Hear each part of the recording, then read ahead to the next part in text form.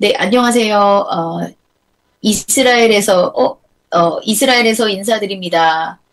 지금 제가 지금 이거 연결하는 게, 인터넷이 지금 자꾸 되다가 안 되다 해가지고 좀 걱정이 되는데요. 그래도, 주님 성령님께서, 일하실 것 믿고, 그냥, 진행을 하려고 합니다. 네, 정말 이번에 시간 주셔서 또 너무 감사드리고요. 제가 이스라엘에서 지금 인사를 드리는데요. 어, 제가 잠깐 여름에 한국에 방문을 했었는데, 정말 그때 우리 에스더 기도본부에서 열심히 이 영국과 여러 군데를 이제 돌고 중보를 하고 계셔서 제가 이렇게 찾아가려던 스케줄이 이렇게 약간 이렇게 어긋났습니다. 그래서 이렇게 멀리서나마 다시 또 그래도 인사드릴 수 있게 돼서 너무 감사드리고요. 특별히 지금 한국도 그렇고 이스라엘도 그렇고 미국도 그렇고 전 세계가 정말 격동의 시간을 보내고 있는 것 같습니다. 그래서 이 시간에 또 특별히 에스더를 통해서 하나님께서 어떤 메시지를 주실지에 대해서 정말 감사드리고 있습니다.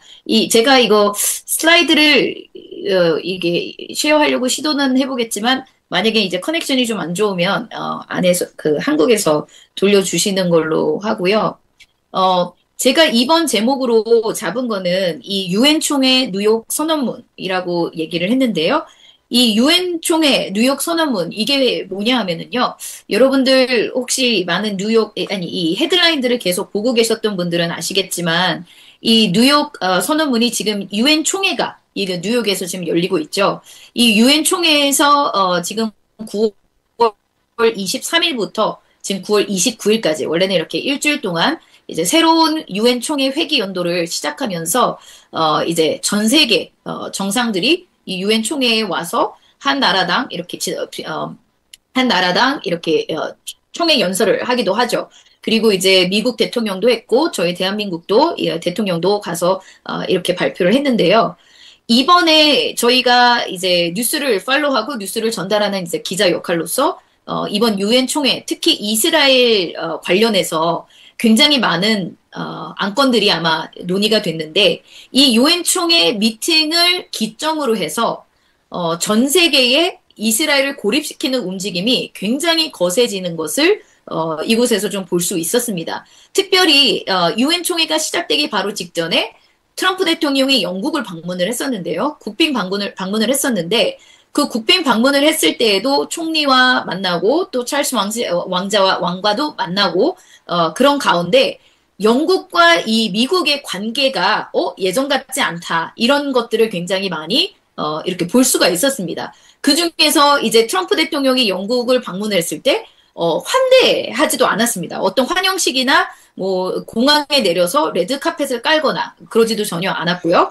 트럼프 대통령이 정말 공항에 내려서 진짜 직접 차를 타고 그 다음에 숙소로 이렇게 가는 모습들이 보여졌는데요. 거의 이재명 대통령이 미국 방문했을 때, 이전에 국빈으로 미국 방문했을 때 전혀 환영을 받지 못한 채로 굉장히 그 낮은 관리 하나만 이렇게 이재명 대통령을 이렇게 환영했던 것처럼 트럼프 대통령의 이 방문 그리고 영국 환영식이 약간 그랬습니다. 그래서 그것만 보았을 때만 하더라도 영국과 미국의 관계가 좀 이상타라고 이렇게 조짐을 알 수 있었지만 그 행보는 영국이 지금 그동안 수년 동안 굉장히 많은 이민자 정책으로 인해서 많은 무슬림들과 난민들을 받다 보니 영국뿐만 아니라 유럽 모든 나라들이 지금 굉장히 많은 이민자들이 그 땅을 지금 그 땅에 살고 있고 그 땅에서 일어나고 있는 정치적인 영향력을 굉장히 늘리고 있는 것들을 볼 수가 있습니다. 그래서 그런 행보에 맞춰서 이번 영국에서 이 뉴욕 선언문이라고 하는 벨포아 선언문 이전에 정말 1957년이었나요? 17년인가? 그때의 벨포아 선언문을 발표했던 그때보다도 그때처럼 정말 이 획기적인 어떤 하나의 선언문을 하게 됐습니다. 그 선언문 자체가 어떤 거냐면 영국이 정말 앞장서서 팔레스타인 국가를 인정해 주는 그 선언문을 한 겁니다. 이 팔레스타인을 국가로 인정을 한다라는 것 자체가 지금 이게 이제 두 국가 체제라는 그 이야기들을 이전 유엔에서 굉장히 많은 이야기들을 계속 해왔죠. 계속 해왔었지만 이 유엔에서 국제 무대 특히 여러 열방에서 이 두 국가 체제가 이 이스라엘과 팔레스타인, 이 팔레스타인 사람들이 이 땅에서 이스라엘 땅에서 공존하면서 살 수 있는 유일한 방법이다. 이런 얘기들을 곧잘 하고는 했습니다. 그런데 그 곧잘 하는 그런 이야기는 정말 말뿐인 탁상 공론인 그런 대화 내용이고요. 실제로 이스라엘에 와서 살아보셨던 분들 같은 경우는 이게 얼마나 진짜가 이제 현실적으로 불가능할지에 대해서 알 수가 있습니다. 제가 지금 슬라이드를 하나 쉐어를 하고 있는데 보이실지는 모르겠는데요. 네. 지금 제가 이렇게 영상을 보여드리고 있는 이 화면은 이 이스라엘 지도와 서한 지구 지도 그리고 가자가 나와 있는 지도인데요.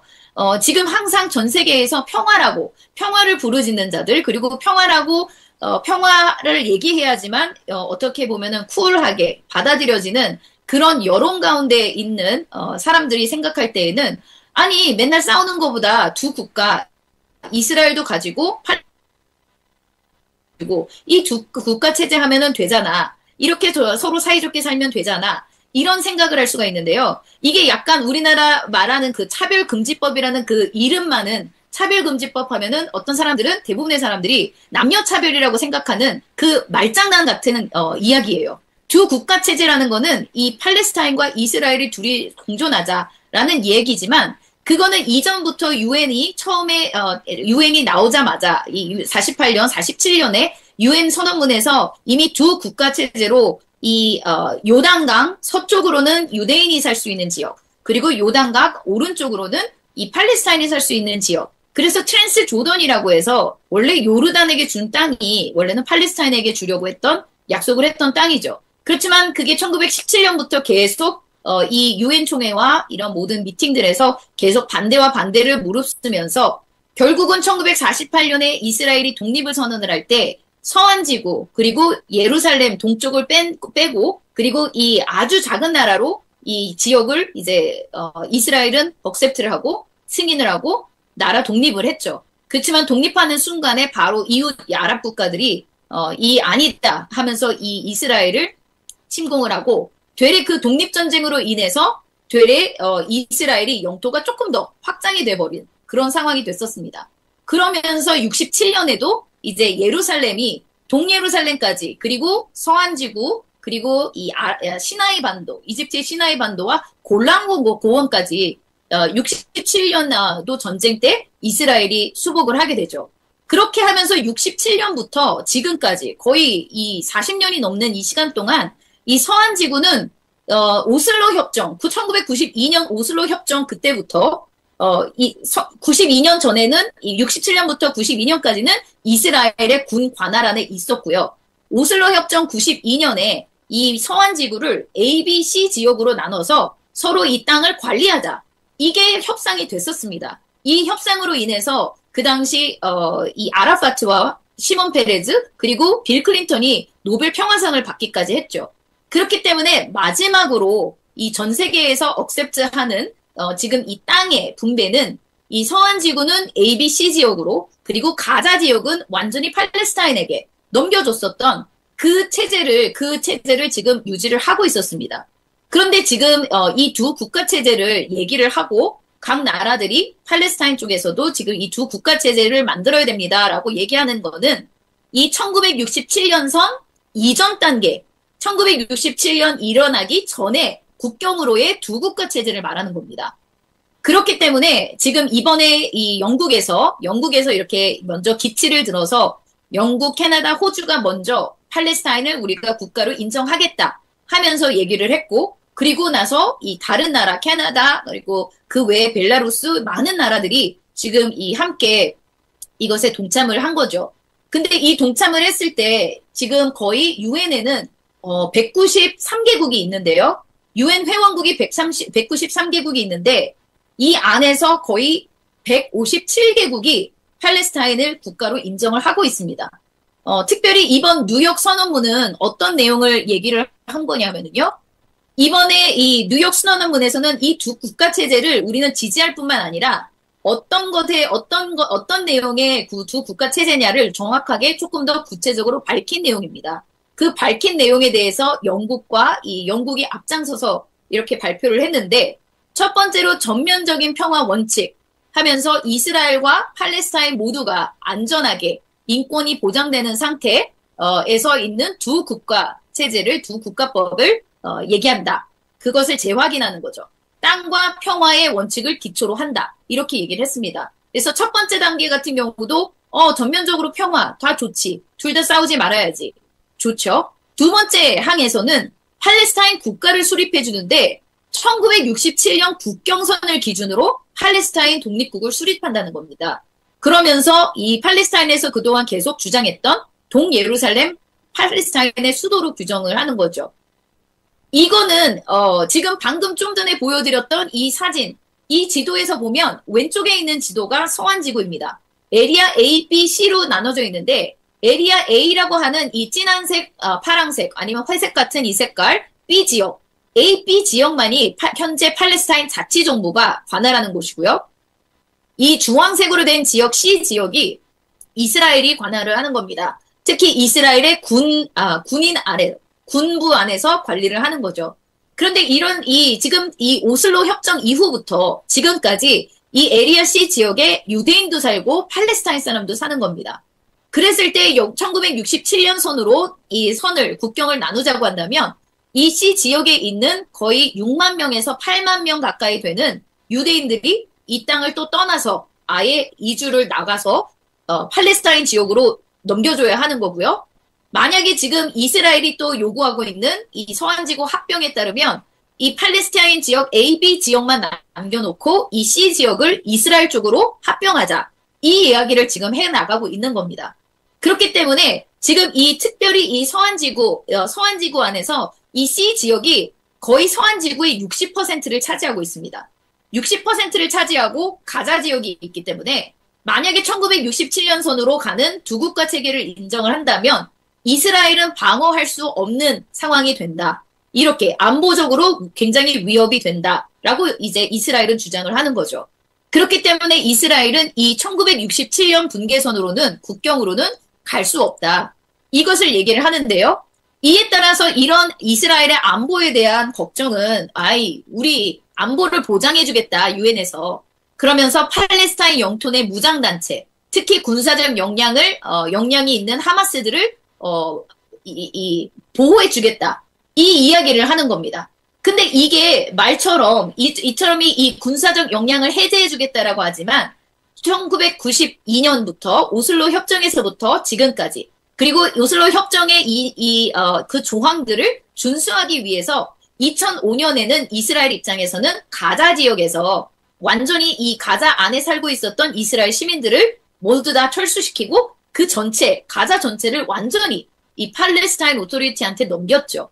팔레스타인 자치정부에게 넘겼지만 그때 그 팔레스타인 자치정부가 가자 지구에서 선거를 했고 투표를 했고 그 투표 가운데 하마스 무장단체들이 세력을 확대하면서 그 지역을 장악하고 완전히 군사지역을 만들어버렸죠. 테러범들의 소굴이 되어버렸고 그걸로 인해서 지금 저희가 2023년 10월 7일에 있었던 학살이 일어났기 때문에 이스라엘은 이 국제 감시하에 보안 협력 체계를 구축한다라는 이 말을 신뢰하지 않습니다. 신뢰하지 않고 또 신뢰하지 않는 이유 중에 하나는 레바논에 있는 헤즈볼라 또한 이 헤즈볼라와 이스라엘과 이 레바논 전쟁이 여러 번 있었죠. 그때에도 이스라엘의 안보를 위해서 이스라엘은 이 블루 라인이라는 지역, 그 당시 유엔이 주재했고 유엔이 중간에서 제안을 했던 대로 블루 라인을 만들어서 이스라엘은 그 블루 라인 북쪽으로 가지 않았고 그리고 헤즈볼라는 그 블루 라인 밑으로 무장을 해서는 안 됐었습니다. 그런데 이 10월 7일 학살 전쟁 이후 헤즈볼라가 전쟁에 같이 참여하고 나서부터 대부분의 이스라엘을 향한 공격은 이 블루 라인 남쪽이었던 레바논 남부에서 이스라엘을 향해서 수천 개의 로켓이 날아왔습니다.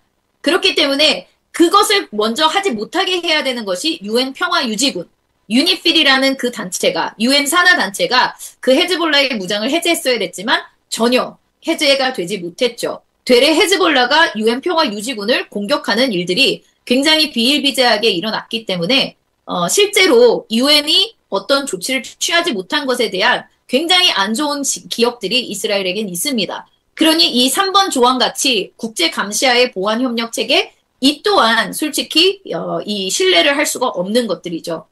그리고 나서 이 인도주의 및 난민 문제를 해결한다라고 얘기를 했는데 가자 지구 및 서한 지구 내에 지원을 확대한다 이렇게 얘기를 합니다. 그러면서 유엔 팔레스타인 협력해서 국제법 정의에 따라서 이것들을 해결한다라고 얘기했지만 이에 대해서 이스라엘에게 굉장히 안 좋은 또 다른 공격, 이 안 좋은 사례 같은 경우는 네.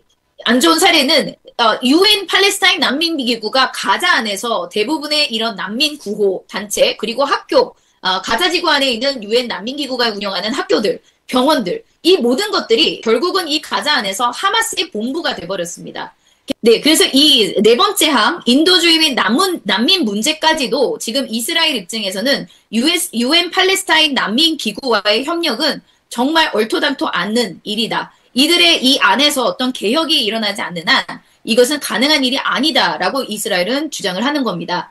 그렇기 때문에 이 5번, 6번을 봤을 때 이 뉴욕 선언문 안에서 나온 이 단계적 실행 같은 경우 안에서도 즉각적인 휴전, 그리고 점진적 군사행위 중단, 무장해제, 팔레스타인 국가 수립과 동시에 양측의 상호 인정, 국제 보증하에 최종 평화조약 체결 이런 것들이 단계적인 실행으로 이렇게 요구를 하고 있는데요. 그래서 이 뉴욕 선언문의 5번째 이 안에 이 실행 계획에는 방금 말씀드린 즉각 휴전, 점진적 군사행위 중단 및 무장해제, 팔레스타인 국가 수립과 동시에 양측의 상호 인정, 국제 보증하에 최종 평화조약 체결. 그리고 6번 마지막 항 국제사회의 역할에서는 이 유엔 회원국이 선언 이행을 지지하고 필요한 정치, 경제, 안보적 지원을 제공할 것을 요청한다. 이렇게 얘기를 했어요.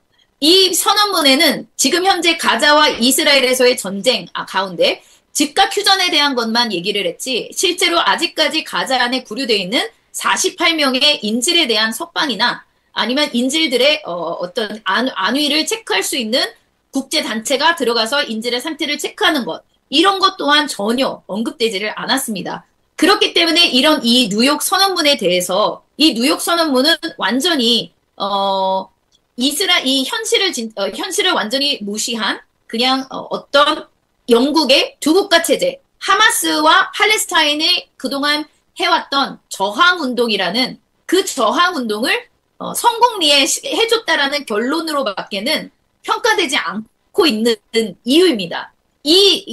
뉴욕 선언문이 나가고 나서 팔레스타인 자치정부나 하마스까지도 여기에서 하마스까지도 이 두 국가 체제와 이 뉴욕 선언문은 그동안 이 하마스가 가자에서 일으켰던 저항운동에 꽂힌 10월 7일의 학살에 가장 좋은 결론이다. 이렇게 결론을 내고 있습니다. 그래서 이 하마스가 지지하는 것만을 보더라도 이들이 얼마나 이 선언문이 얼마나 이스라엘과는 동떨어진 이 테러리스트 조직들을 테러리스트 조직에게 정말 그대로 이들을 포상하는 결과가 된다라는 거를 알 수가 있는데요. 아무리 영국에서 총리가 이런 선언문을 했지만 영국의 시민들은 그 총리의 선택을 지지해주지 않았어요. 근데 지지해주지 않음에도 불구하고 영국의 총리는 이 뉴욕 선언문을 발표하면서 팔레스타인 국가를 인정했는데 이 스토머 영국 총리 역대 그 지지율 최저입니다. 1977년 이후부터 이 총리 승인 지지율을 이렇게 검사한 이 설문조사에서 79%로 지금 현재 이 스토머 영국 총리의 수행 능력을 79% 불합리하다, 만족스럽지 않다 이렇게 발표를 하고 있습니다. 이런 과정 안에서도 굳이 이렇게 두 국가 체제를 지금 인정을 한다라는 거는 그리고 팔레스타인 국가를 인정해 준다라는 거는 현실적이지도 않고 전혀 논리적이지도 않고 그리고 대중을 염두에 두지도 않은 선택입니다. 그렇게 했을 때 이 유엔 총회에서 일어나고 있는 일들이 이게 정말 실제로 가자 주민들을 위한 것인지 아니면 어떤 세력의 영적인 어떤 세력들의 그냥 어떤 세력들이 뭔가를 주도하는 장소인지 정말 알 수 없는 그런 상태로 지금 가고 있는데 이게 이 가자 주민들을 가장 핍박하는 것도 그 안에서 하마스죠.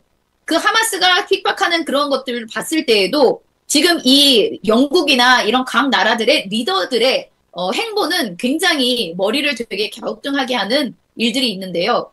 그거는 이 실제로 지금 하나님의 이 시간대를 나타내는 그냥 어떤 레이더이지 않을까 생각이 됩니다.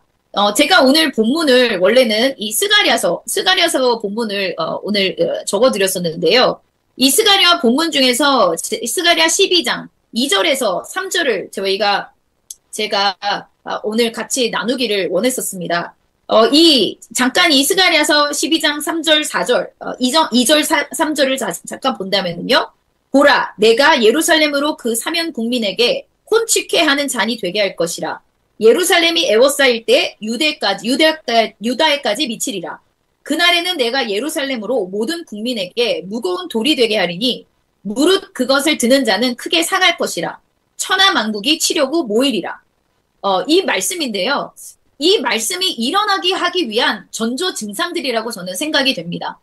정말 하나님의 말씀은 진리이고 그 말씀은 모두 사실이고 이 모든 말씀, 성경에 있는 모든 말씀들은 이루어질 것인데요. 이 성경의 말씀에 있는 것처럼 마지막 때에는 이 모든 열국들이 이스라엘을 향해서 특히 예루살렘이라는 이 단어 때문에 이것이 그들을 취하게 하는 잔이 될 거라고 얘기를 하는데 이 이스라엘을 둘러싸고 많은 나라들이 전쟁을 벌인다라는 그 에스겔서, 스가랴서 많은 말씀들이 있지요. 그 말씀들이 지금 이루어지는 타이밍이도 일 것이다라고 이렇게 얘기를 하고 있습니다. 게다가 이 이스라엘 안에 있는 종교인들 같은 경우도요. 이 지금 일어나고 있는 시대에서 일어나고 있는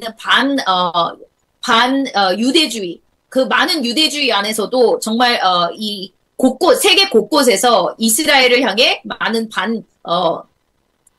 반유대주의를 지금 일으키고 있는데 그 각 수장들까지 콜롬비아 대통령도 지금 이 유엔에 나타나는 이스라엘 총리 그 행렬들을 막아서야 된다. 미군에게 그들을 막으라. 그들을 들어오지 못하게 하라. 이렇게 선동을 했습니다.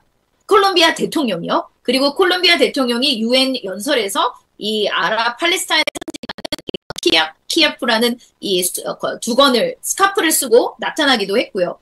그런데 지금 현재 이런 반이스라엘, 반유대주의적인 이런 행보가 있을 때마다 미국의 정부가 굉장히 트럼프 행정부가 굉장히 강경하게 이들에 대해서 강경 입장을 취하고 있는 것들을 볼 수 있습니다. 이거는 성경적으로 봤을 때 굉장히 하나님께 칭찬받을 일들이에요.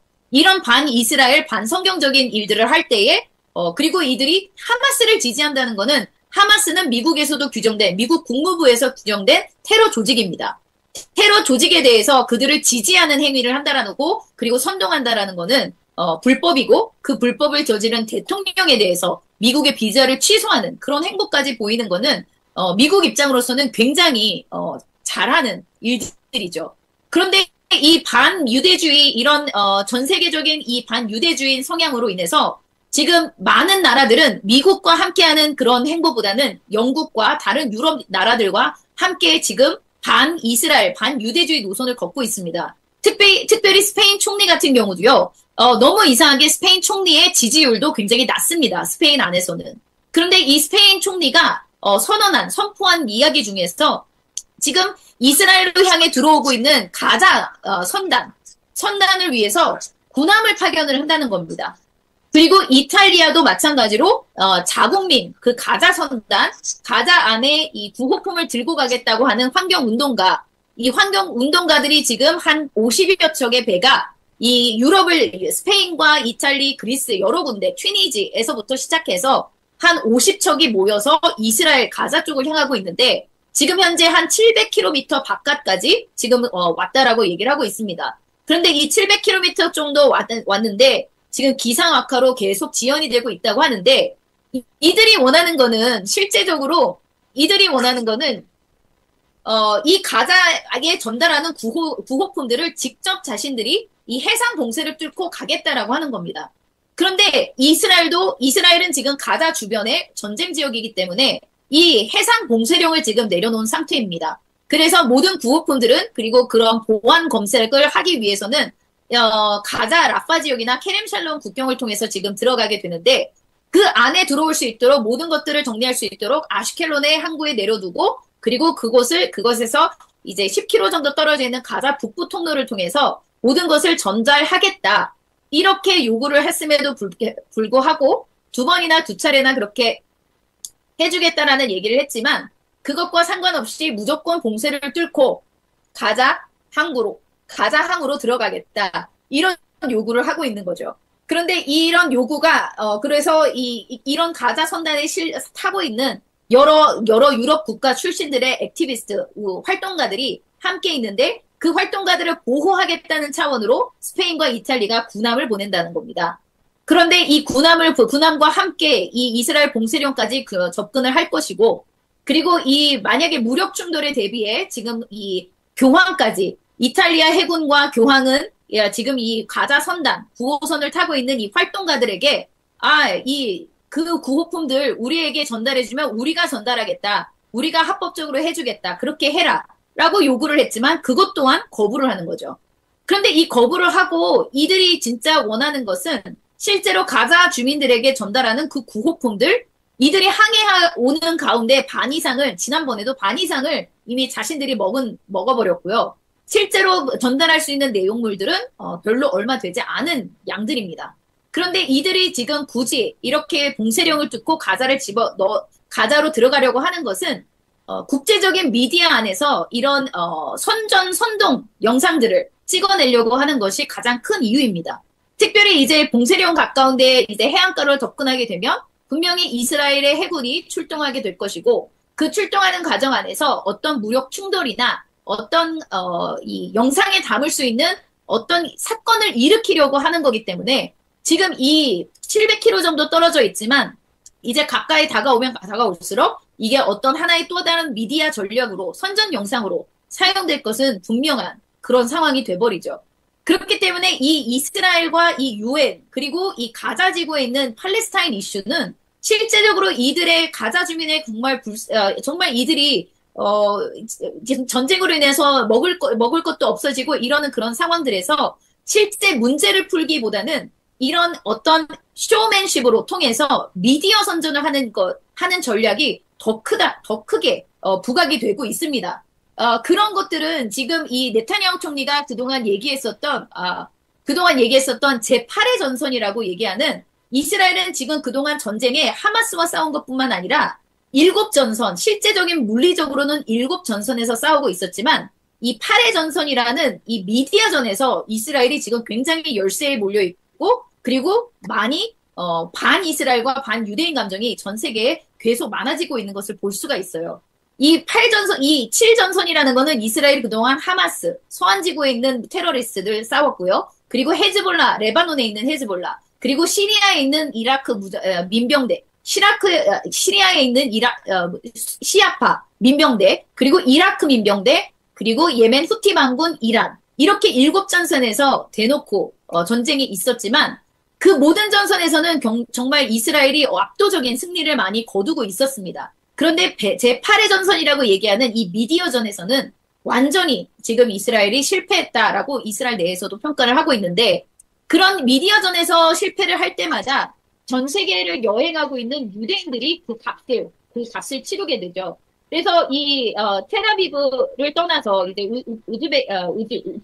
우크라이나 쪽을 가려고 하는 종교인들이 꽤 많은데 그럴 때마다 이제 이스탄불을 통해서 가는 항로가 많습니다. 그랬을 때 이 이스탄불의 이 샤비아 객센이라는 굉장히 큰 공항에서 오후 기도문 시간에 기도를 하려고 하는 유대인들을 이 무슬림들이 다 몸으로 물치면서 기도하지 말라. 여기는 너희가 있을 곳이 아니다. 하면서 옆에서 환호하는 소리까지 이렇게 나오는 것들을 볼 수가 있습니다. 이렇듯 지금 이스라엘 시민들이 다른 유럽 나라에 방학 때 아이들이 놀러 갔을 때 놀이기구를 타지 못하게 하거나 아니면 음식점이나 어떤 호텔들이나 이스라엘 유대인들이면 숙박을 하지 못하게 하는 이런 행위들이 굉장히 지금 많아지고 있는 것을 이스라엘에서는 볼 수가 있고요. 그리고 오늘 정말 제가 꽤 놀랬던 하나의 이 영상이었는데 이게 서울시입니다. 아마 이번 주말에 있었던 것 같아요. 어제 27일이면 어젠가 봐요. 어제 토요일 날 있었던 광화문에서의 기후정의 행진이라는 단체입니다. 그들이 했던 이 시위에서 가자지구의 집단 학살범, 네타냐후 총리의 사진에 신발을 던지는 이런 시위, 그리고 가자에서 학살을 멈춰라 하면서 이스라엘 대사관에서 한 100m 정도 떨어진 곳에서 모두 다 10분간 2분 동안 사이렌을 울렸고 10분 동안 우리가 그러니까 죽은 사람을 상징한다 하는 퍼포먼스처럼 아예 길거리에 누워서 죽은 사람을 상징하는 그런 시위 퍼포먼스까지 10분을 했다고 얘기를 합니다. 그러면서 이들에게 이들이 주장하는 거는 이들이 주장하는 거는 제노사이드, 프리 팔레스타인, 정의 없이 평화 없다.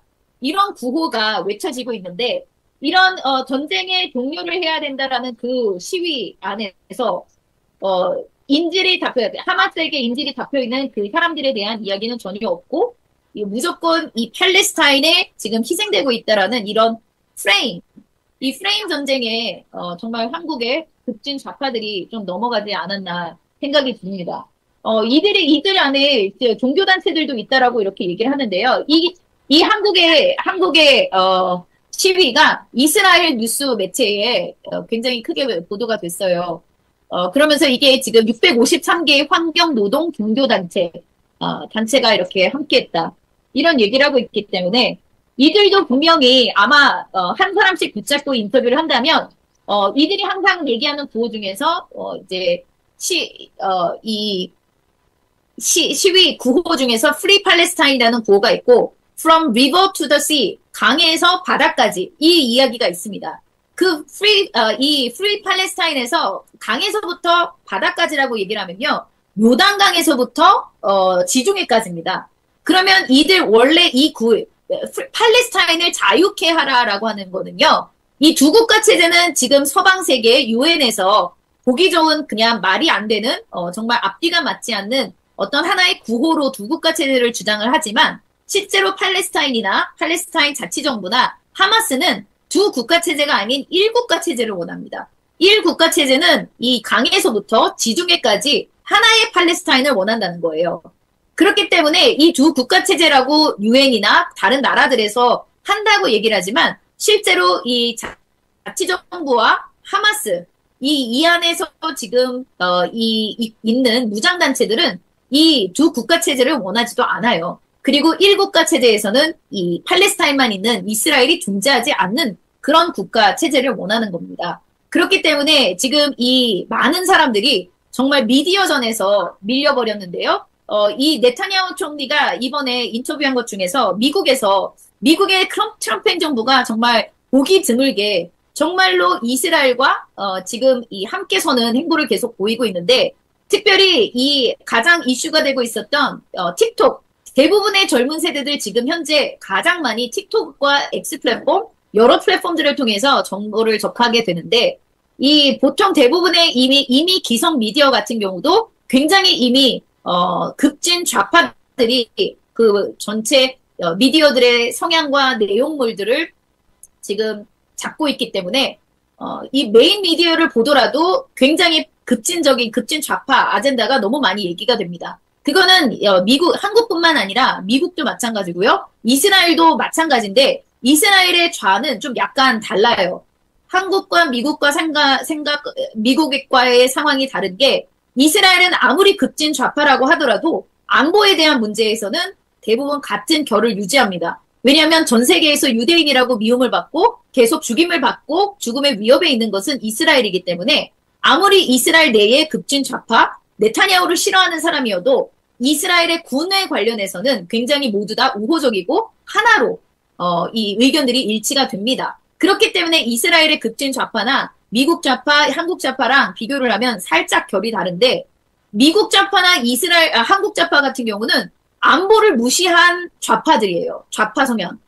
그러니까 안보를 완전히 해체시키려는 좌파예요. 그거는 정말 이상한 좌파예요. 각 나라가 살 수 없도록 자신들의 나라의 안보를 완전히 위해하는 그런 게 좌파예요. 급진 좌파.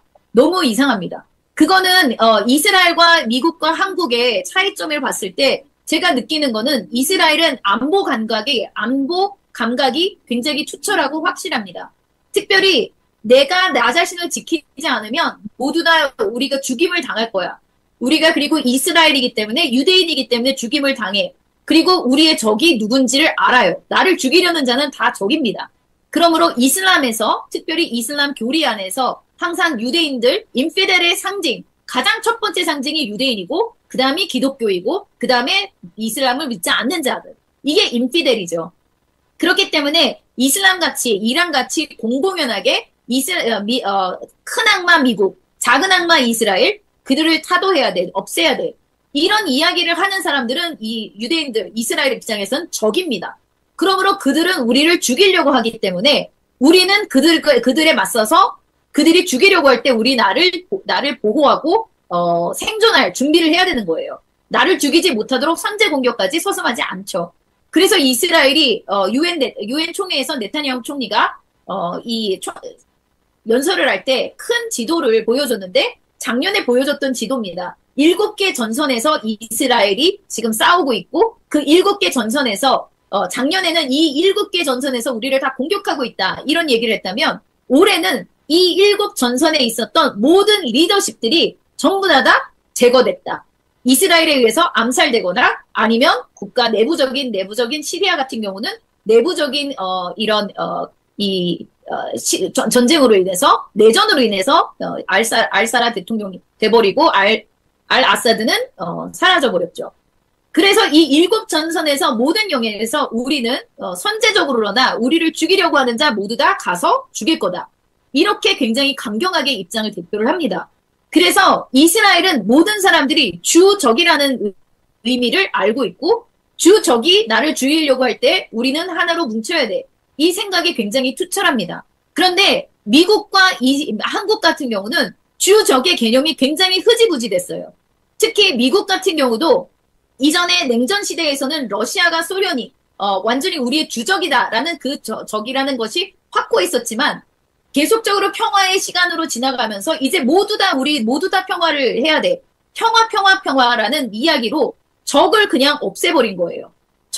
주적이라는 개념이 없어졌고 대한민국 안에서도 제가 자라날 때만 하더라도 사이렌이 울리면 방공훈련이 있어서 책상 밑으로 숨었어야 되고 우리의 가장 주적은 공산당, 북한이었는데 공산당, 북한이었는데 지금은 이 주적이라고 얘기도 하지 못하는 정부가 세워져 버린 한국의 실정이죠.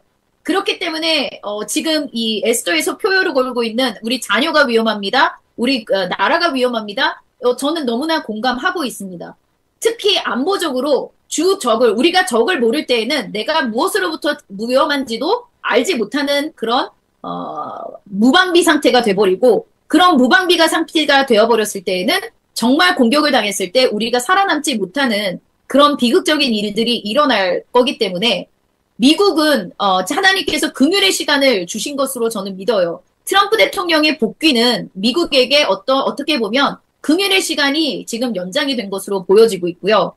트럼프 대통령의 행정부가 하고 있는 이스라엘과 완전히 함께 서는 그 행보는 하나님께서 축복을 하시리라 하는 그 말씀과 마찬가지라고 저는 믿습니다. 그렇기 때문에 미국의 대통령이 그리고 나라로서 이스라엘을 축복을 했을 때 미국이 축복을 받을 것이고 그 미국의 축복은 하나님의 부흥, 그 미국 안에서의 부흥일 거고요. 그 부흥의 첫 번째 단계를 저는 그 찰리 커크의 암살로 시작이 됐다라고 저는 개인적으로 믿습니다. 왜냐하면 그 찰리 커크가 담대하게 많은 사람들, 저도 원래는 잘 몰랐습니다. 찰리 커크가 어떤 사람인지는 몰랐고 저는 그냥 보수, 우파, 정치, 영향, 인플루언서로 알고 있었지만 이 암살 사건이 일어나고 나서 찰리 커크의 이런 논쟁과 이런 것들을 다 봤을 때 이 청년은 정말 대담하게 모든 사람 앞에서 담대하게 복음을 증거하는 자였습니다. 그러면서 실제적으로 복음주의, 하나님의 신앙을 가지고 성경을 믿는 자들이고 성경대로 사는 자라면 우리가 정치에서 어떤 식으로 해야 된다. 이런 것들을 제시했던 사람이었기 때문에 이 청년이 죽음으로 인해서 제가 그 청년이 어떤 사람인지를 알게 됐고요. 그러면서 정말 기독교 신앙인으로서 이 땅에서 살아가는 어떤 역할들을 본보기를 보였던 청년으로 저는 인식을 했습니다. 그러면서 이 청년이 암살이 되고 난 이후 지금 이 미국에서 전역에서 복음주의 보수, 이런 보수, 정치관을 가진 자들이 소리내서 계속 우리의 소리는 죽지 않는다. 일어나서 계속 얘기하겠다. 그리고 복음을 전하겠다. 이런 움직임들이 굉장히 더 많이 커지고 있는 것으로 보여지고 있어요. 그렇기 때문에 저는 이 대한민국이 만약에 이스라엘을 나라로서 축복을 한다면 그 축복이 분명히 대한민국에게 올 것이고 그 대한민국에게 가장 큰 축복은 북한이 이 독재 정권이 무너지면서 그 안에 있는 형제 자매들이 자유케 되는 것이 가장 우리 대한민국에게 큰 축복이라고 믿습니다. 그리고 그 또 다른 축복들은 지금 현재 일어나고 있는 이 대한민국 안에서의 그 위기 상황들이 하나님께서 강권적으로 개입해서 다시 한번 하나님 앞에 긍휼의 시간으로 가고 하나님 앞에서 이 마지막 때 대한민국의 사명을 감당할 수 있는 자들로서 세워지는 그런 계기가 될 것으로 정말 믿습니다. 그렇기 때문에 대한민국이 이스라엘을 나라로서 축복하는 것에 대해서 굉장히 많이 그동안 기도해 왔고요. 그나마 조금이라도 위안을 받았다라면 받았던 것이 올해 이 영국이 전 세계 나라들과 함께 팔레스타인을 국가로 인정하는 그런 선언문을 발표를 할 때 34개국만 팔레스타인을 나라로 인정하지 않았습니다. 그런데 그 안에 대한민국이 기권표를 던지는 바람에 속해 있어요.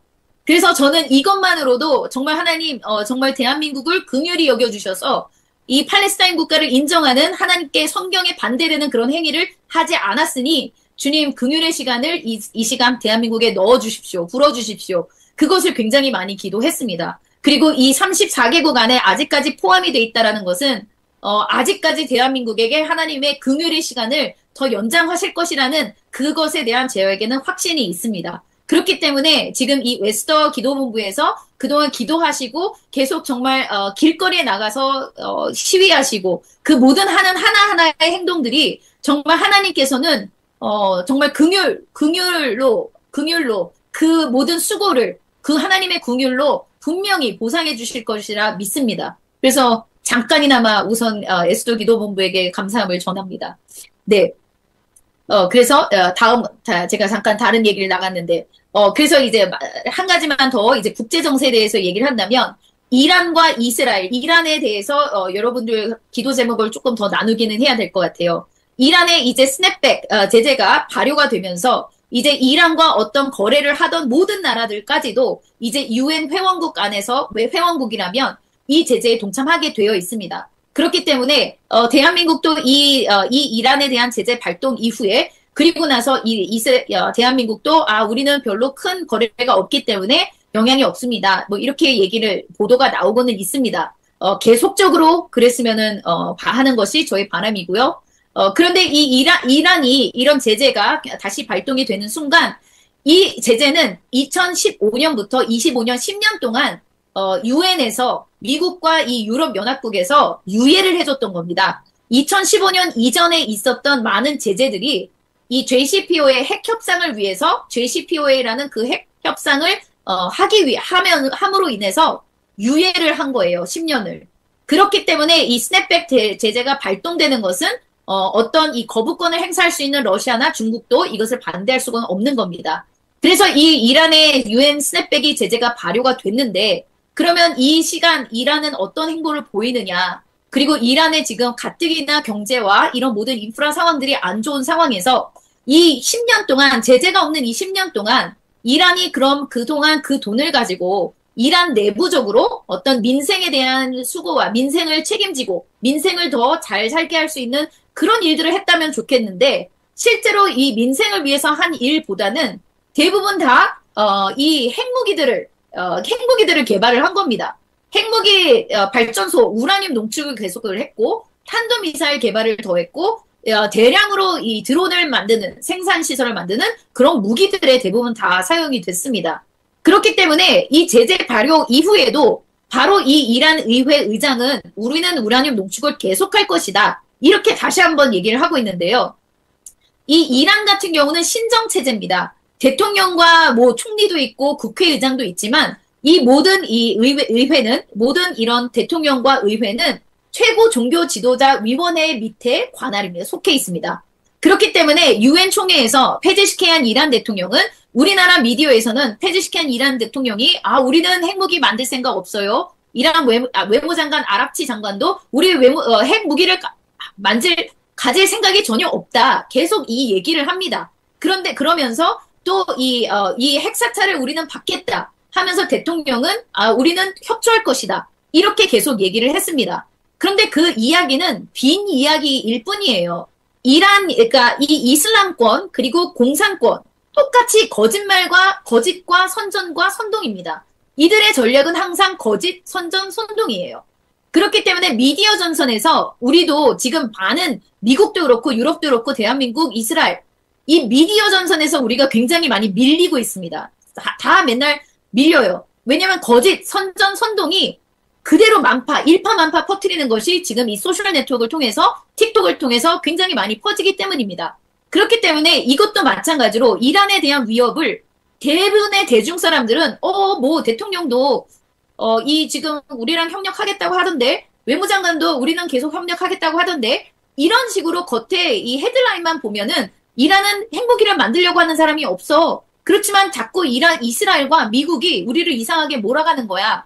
하면서 한국에 있는 이란 역사학자인지 이 평론가 어떤 교수님도 계속 이란은 핵무기를 만들 의향이 없다. 이런 이야기를 그대로 전파를 하시더라고요. 그런데 그렇지 않습니다. 왜냐하면 실제 일어나고 있는 일은 우라늄 농축 60%는 핵무기 외에는 전혀 용도가 없습니다. 만약에 민생을 위한 것이라면 3%에서 10%까지 9% 안에서 모든 것이 다 해결이 됩니다.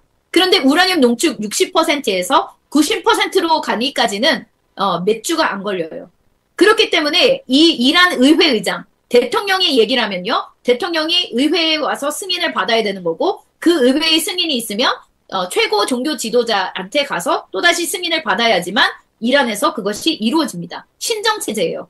그랬을 때 페제시키안 대통령과 외무장관만 다른 온화적인 이야기를 하고 의회장과 이란 혁명 그리고 최고 종교 지도회 위원회에서는 완전히 계속적인 강경한 입장을 계속하고 있습니다.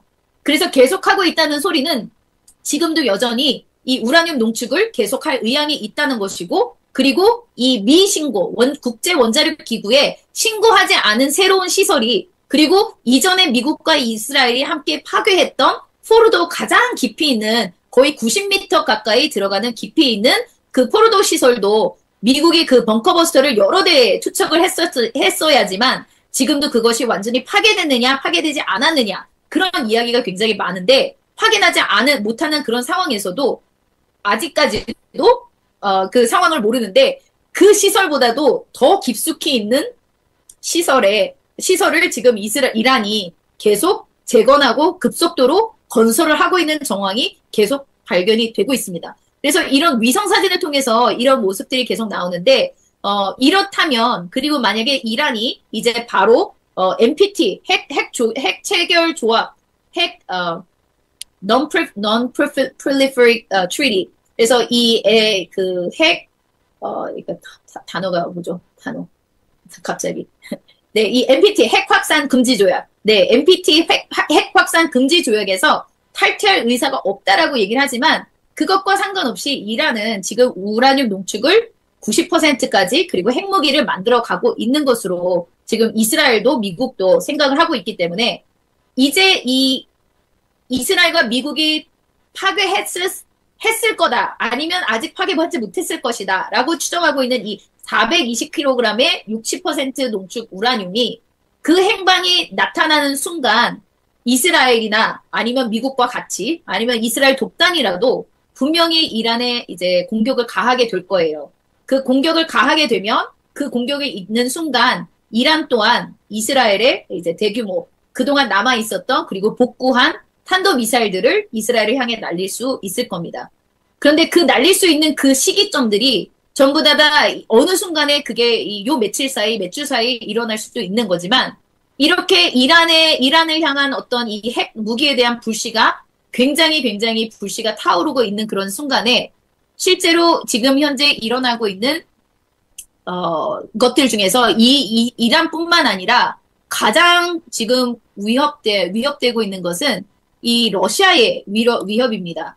러시아의 위협으로 지금 덴마크, 네덜란드에서 폴란드 몇 주 전에는 폴란드에 400대의 드론이 날아다녔어요. 러시아의 드론. 그리고 100대가 땅에 떨어지고 격추되고 요격되거나 그렇게 됐는데 지금 이 네덜란드와 이 다른 지역 네덜란드 그리고 스웨덴, 덴마크 상공에서 무인 항공기들이 계속 보여지고 있습니다. 오늘 오전에도 드론으로 오인해서 드론이 아니었다라고 보도는 나왔지만 오늘 오전 같은 경우도 암스테르담 스키폴 공항에서 이 여객기가 거의 50m까지 접근해서 뭐 이렇게 접근했다 뭐 이렇게 얘기가 있었는데요. 지금 거의 매일 밤 덴마크나 네덜란드, 스웨덴 상공에 러시아의 드론이 출몰을 하고 있습니다. 그러면 이 러시아와 이란과 만약에 한꺼번에 같이 타이밍을 조절해서 뭔가가 일어난다고 한다면 그거는 이제 정말 많은 사람들이 우려하고 있는 어떤 세계 3차 대전의 시발점이 될 수도 있는 그런 위험한 그런 급격한 상태에 지금 저희가 살고 있는 상황입니다. 그런데 이런 시기적으로 이런 상황에서 이 러시아, 이란, 이 이스라엘과 반대되는 세력들, 유럽까지 이제 이 러시아와 나토국 사이가 이 러시아 전쟁이 어떻게 되느냐에 따라서 지금 이스라엘이 혼자서 궁지에 몰릴지는 모르겠으나 이 모든 사건들이 3차 대전이 일어날 만한 사건들과 그리고 이스라엘이 완전히 전 세계에서 고립되고 있는 그런 사건들, 그 모든 것들이 지금 굉장히 기하급수적으로 굉장히 빨라지고 있다라는 거죠. 그래서 제가 굉장히 많은 이야기들을 나눴지만 저희가 아마 저희에게 기도 제목 여러분들 기도한 제목 4가지를 나누고 함께 기도하기를 원하는데요. 네. 우선 첫 번째로 기도 제목에 저희가 이 유엔 총회 때 정말 다행히 이 한국이 그나마 지금 네, 그나마 이거 앱스테인 기권을 했기 때문에 팔레스타인 나라를 인정하지 않았는데 정말 대한민국의 양의 나라가 되도록 함께 기도했으면 좋겠습니다. 그래서 지금 이 말씀 구절 특별히 창세기 12장 3절 아브라함을 축복하는 자는 내가 복을 내리고 너를 저주하는 자는 내가 저주하리니 땅의 모든 족속이 너로 말미암아 복을 얻을 것이라 하신지라. 이 대한민국이 이스라엘을 축복하는 나라로 축복하는 나라로 서게 하셔서 정말 북한의 갇힌 자가 자유케 되고 또 무너져가는 대한민국의 가치관이 하나님 안에서 다시 바로 세워지는 축복이 임하고 많은 이들이 하나님께로 돌아오는 축복으로 임하도록 그 기도하기를 원합니다. 그리고 두 번째로 이 미국의 트럼프 대통령과 국가 요직에 있는 많은 사람들 그분들을 위해서도 우리가 기도를 해야 하는데요. 특별히 지금 현재 트럼프 대통령 행정부가 그리고 그 안에 있는 분들이 기독교인 가치관을 가진 자로서 실제 우리가 어떻게 살아야 하는지에 대한 것을 본을 많이 보여주고 있다고 봅니다. 특히 마이크 허커비 이스라엘 미 대사님 같은 경우는 정말 목숨 걸고 굳이 그렇게 하지 않으셔도 되지만 가자 지구 안에 가자 구호품을 전달하는 GHF 재단, 가자 구호 재단과 함께 들어가서 그곳에서의 거짓말, 너무 그 가자 안에서 이스라엘이 음식들을 주지도 않고 이 GHF는 사람들을 죽이고 있다. 이런 거짓 뉴스들, 얼토당토 않는 거짓말들이 나갈 때에 실제로 그 장소에 가서 그 현실들, 그 상황들을 보여주기도 했습니다. 그렇듯 이렇게 하나님의 사람들이 각자 자리에서 정말 하나님의 때에 맞춰서 이 예스더 4장 14절처럼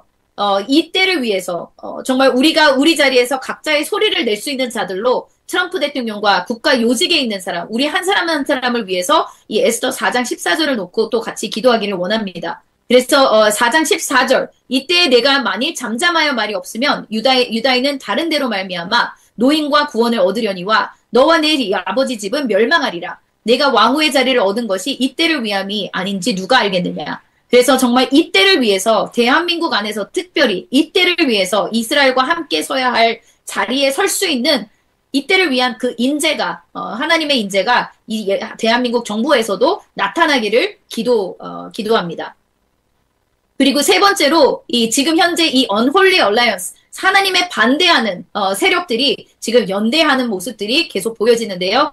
특별히 이 이란의 제재를 하는 그 제재 지연하자라고 이렇게 요청했던 것도 러시아와 차이나, 중국이 함께 그 연대를 하고 있는 것들을 볼 수 있습니다. 그랬을 때 만약에 이란, 러시아, 중국이 연대하며 만약에 그런 일들이 일어난다면 정말로 이 마지막 때에 그 마지막 전쟁이 되게 가까워지는 것으로 보여지는데 지금은 하나님의 긍휼을 구하고 이런 큰 전쟁보다는 하나님의 대수학, 영적인 부흥이 전 세계에 임하도록 기도하기를 원합니다. 그리고 이 언헐리 얼라이언스 관해서는 하나님의 반대되는 세력들은 마가복음 3장 24절, 25절 또 만일 나라가 스스로 분쟁하면 그 나라가 설 수 없고 집이 스스로 분쟁하면 그 집이 설 수 없다. 이 구절을 가지고 이 미국, 러시아, 중국, 이란, 이 나라, 북한 이들이 이 말씀을 가지고 서로 내보내서 이 얼라이언스가 연대가 생기지 않도록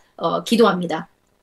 그리고 마지막으로 이스라엘과 하마스 전쟁을 위해서는 전 세계가 이 하마스의 세력이 너무나 약해지고 있는 이 상황에서 이 전쟁을 종료시키려고 하는 그 움직임을 멈추게 하시고 이 전쟁 가운데 하마스가 이번에 완전히 뿌리 뽑혀지는 그 역사가 이루어지기를 기도하고요.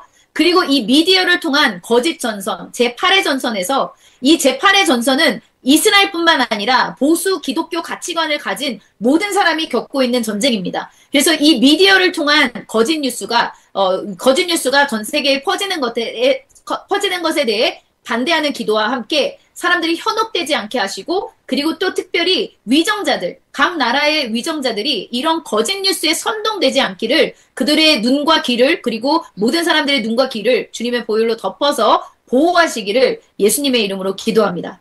네, 감사드립니다. 함께 기도해 주셔서 감사드립니다.